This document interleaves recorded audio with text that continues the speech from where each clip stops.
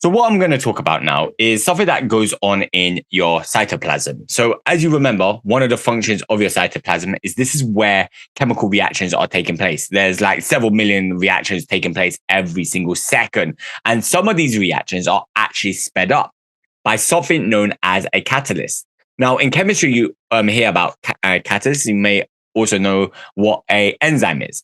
An enzyme is a biological catalyst that speeds up either the breakdown or the creation of a certain something. Now, if you remember, I said that in the nucleus, it contains something known as chromosomes. Yeah. Now, the chromosomes are made out of certain types of genes. And these genes are responsible for creating proteins. And these proteins, if you remember, one of their functions is to create enzymes, which control what goes the chemical reactions that go on in your body. Now, these enzymes remain chemically unchanged. So as they are doing these reactions, you could keep on using them over and over again.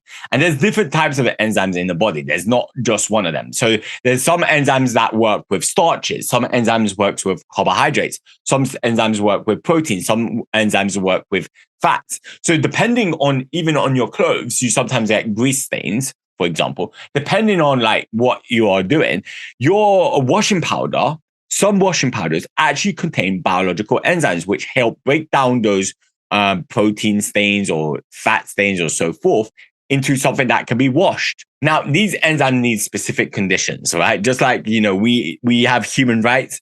These enzymes also have enzyme rights. They have specific types of temperatures they need, specific types of pH. This is why your body shivers if it gets too cold to warm yourself up, because as shivering, you do respiration, which gives off some thermal energy, keeps you hot, or you sweat to cool yourself down, or you're also anaerobic respiration. That means respiring without using oxygen.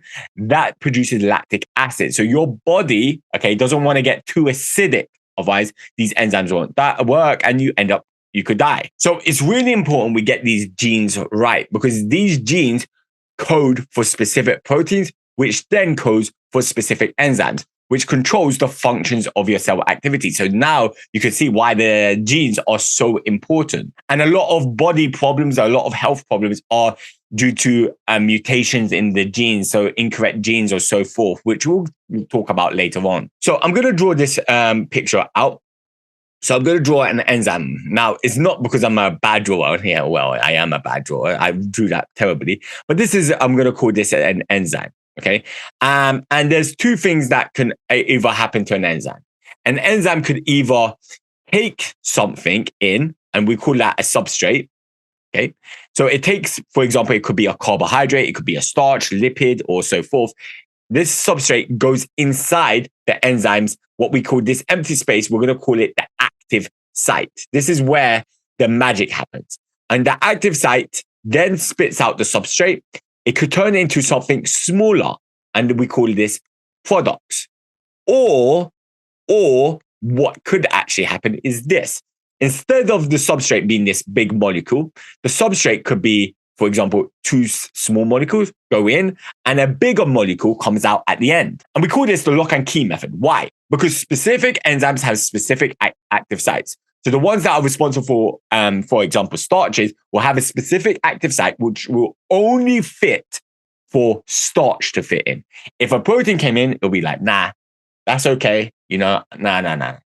Shoot. It won't work, right? It won't work. So that's why you've got many different types of enzymes, because they are for different types of substrates. And we call this the lock and key. Why? Because the key, only specific keys will work with specific locks, right? You don't have this master key that can unlock like all the locks in the world.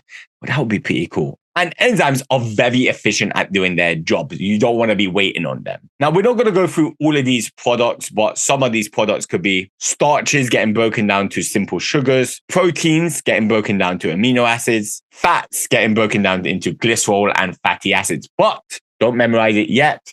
We'll tackle this later on, so do not panic. If you want the free lessons and free worksheet split by exam boards, so you only revise the stuff that you need, visit my website, revisebody.co.uk.